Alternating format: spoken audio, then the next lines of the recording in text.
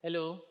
As you have already said, my name is Yerins, and I'm the founder CEO of Metart Africa.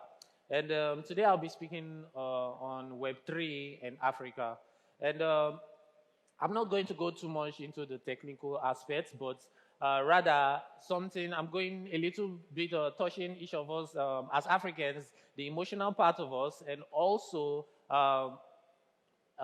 something that will motivate us as Africans to, to grow, and relating that with Web3. So that's just the idea of what I will be saying today. Okay, so let me begin. Yeah. So change is inevitable, and some people fight it, some people embrace it. But what's always constant is that change always occurs. Like change happens no matter how long it takes, no matter how short it takes, it will always come to pass. And in terms of like in tech or no, Web3 internet evolution, it's constantly growing. And it's either you are aware of this and take advantage of it, or you look at it grow past you, and then when it passes you to a certain stage, you're like, oh my God, I cannot catch up. So let's everybody that's built on it, just keep being like that. So that's what change, the idea of change is, it's always constant, it's ever moving. The world is ever moving as long as you're growing. And it's either you embrace it or you fight it. But at the same time, no matter what you do to it, it's going to happen. So that's change. Okay. Um, so Web 2, Web 1, and Web 3, let's try to get to understand them. Because the words are kind of like, okay, it's Web 3 crypto, it's crypto NFT, it's NFT blockchain, what's all this? What's the metaverse? How does that relate with Web 3 and all? And what's Web 1? I've never heard anybody say Web 1. So those are kind of questions that most people ask, right? So Web 3. Okay, no, let's start with Web 1. So Web 1 was more of a static read-only content. It started back in 1989. The idea for the Web 3 started growing momentum in 1989 and got very big back in 1995. It was more of like the internet where you can access informations. This information was more of being static and information based. So you want to read about, like, that's when platforms like Wikipedia came. You had this encyclopedia. You can go to the web. You click on this name and you go and read everything about it. And it was so interesting and revolutionary at that time. So that's the idea of Web 1. So a platform where it's read only, it's static. Interactions, there was actually there's no user in Wikipedia that you want to go and connect with. That hasn't happened back then. So Web 1 was mostly something like that. And it was company based too. So each individual, you have to have a corporation that actually builds something that gives this required information to the public. So that's Web 1. And Web 2 actually began back in 1999. It gained great momentum back in 2003, 2002, 2003, when Facebook actually came into existence. And it was all up after then. So Web 2 is more of a shared dynamic content. Of course, we all use, most of us are on Facebook, I want to believe, or almost all of us. And every single thing in the Web 2 side, from shared dynamic content, user interaction, and community base, was what Web 2 was offering. So apart from just reading, this content or reading from people, you can connect with other people. And you can do all these things in Web 2. And this is great, at least it helps. I will speak more on that, but it helped us as Africans. But what's Web 3, and what can Web 3 do better than all this, especially Web 2? So Web 2 is connect connections based through search and analysis. So this is basically instead of it's being more unique and being more onto you, it's being more individualized than you algorithm having to tell you what to do. You get to do what you want to do and stay on that. And then whenever you want to change on whatever you want, like whenever you want to change, you personally do it yourself. So no algorithm tends to tell you what to do. This is very important because most of us, most of us are being told what to do. And I can understand that humans, it's very hard to like decide on something, but you can go a particular way that you didn't really want to go because there is this, centralized corporations that have an idea of you, trying to navigate you in a particular way. So Web3 is like, you know what? We are taking the power away from this corporation and bringing it back to you as an individual. So that's one thing that Web3 did. And it's AI all driven. AI-driven service. So one thing about human beings, we are not to be trusted. Human beings, no matter the entity, organization, that we establish, it's mostly for a good reason. We can establish a new religion for a good reason, a new corporation for a good reason, a new company for a good reason, a new product for a good reason. But the more people adapt into that product, individuals look at this product and say, oh, how can I tweak it so I can dope this guy's money, or I can try to gain something from this person. So that's just one thing that, human beings are doing. So this platform, instead of being depending on human beings, it depends on a block of computers that make these decisions securely and in a verified way for us Africans. So that's just one thing. And it's individual based. Like I said, it's taking the power away from the corporations and bringing it back to you as an individual. Now, Africa. Where did Africa stand when Web2 was growing? Where was Africa?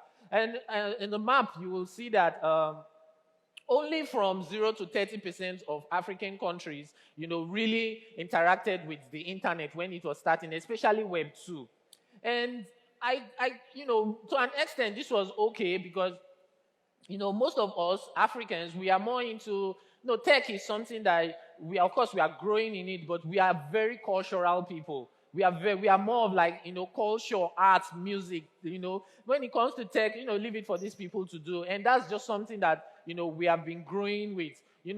Back in World War I, black people were more of entertainers, when the foreigners, get tired and black people come and entertain. Even now, most of our biggest products or exports are entertainers. So this is something that it's not even about, it's something that we've built in us, but we were way back when Web 1 came. Ghana back in 1998 was one of the first countries that had a broadband internet connection. So, and then we started growing with it.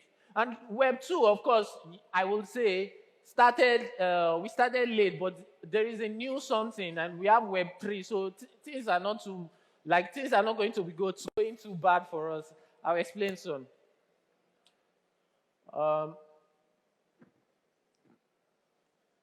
Okay, so Web 2 in Africa, there's pros and cons. What was the greatest thing that happened to Africa with Web 2, and what's the con with that? Okay, so pros.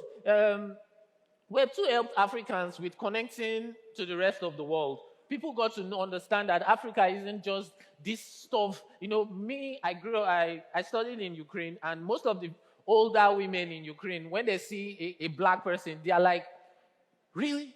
Because growing up, these women, or most of these people, what they see was all this village, naive. That's what they see. You don't even blame them because that's what they show them. And Web 2 came with these centralized corporations that showed Africa that, man, people are creating this, people are making this. We don't live in huts, we live in great places. We have light, we have this, we have that, we have infrastructures, and that's what Web 2 helped us do. It connected us to the rest of the world. And but the cons are it was late adoption. Of course, like the map I showed you, only just 30% of Africans when Web 2 came adopted into the technology. Too centralized by foreign companies. We as Africans, okay, let me give you an example. HTTP, there is a protocol called, there's this email protocol that when Web 2 came, anybody can create their own email. Now, Google and Microsoft took this and made their own platforms. So most of us have Google, most of us have Yahoo. These are centralized entities that own these emailing services. You can create your own, but where do you want to start? It's not that you want to create your own Gmail. How do you compete with them? These people are so powerful that they have taken all the power to themselves. And this is something that we as Africans, where do we build? Because no matter, as long as you keep using their platform, what they can do for you is to make a branch in us, in our continent, Africa. They won't build, they won't say, oh, because of we love Africa, we want to like bring some revenues to Africa. No, they built it in their own continent, they built it in their own country. The money remains in their country. That is Web 2. That is something that Web 2 gave to people. Or that's something that we as Africans, we can't. So because of our late adoption and also, too many centralized Instagram, if you are a developer now, when do you want to build that kind of platform? So that's just one of the things. Okay, so what I'm looking at is instead of Web3 is like, let's leave this decentralized economy and help, this a centralized universe where individuals can build without having the fear that, a centralized entity will take over. And that's what Web2 is doing. And Web2 is new, Web3 is new. That means you can learn about it and build, so like, we are already trying to navigate towards the wrong way by always just thinking about that crypto or Web3 is just about getting money or being an influencer in this thing. Oh, let me cash out. Oh, what's the new currency or what's the new coin? No, it shouldn't just be about that. It should be about building. If you go to conferences that are happening right now, or people that are building, even in India, right now in the US, right now in Dubai, people forget about the money. They don't even speak about exchanges. What they are doing is building infrastructures and utilities that can help the world.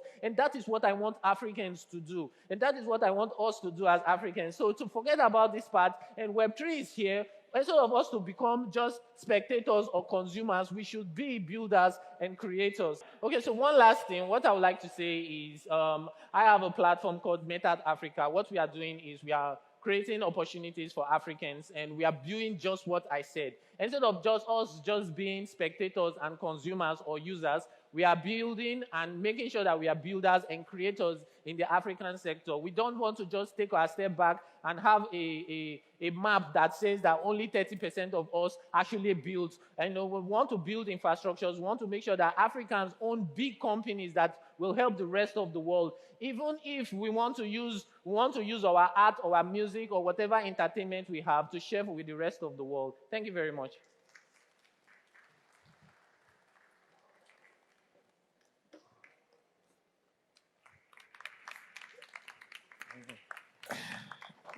Thank you so much, Yerins. And as he was speaking, I was just listening to the passion at which he was passionate.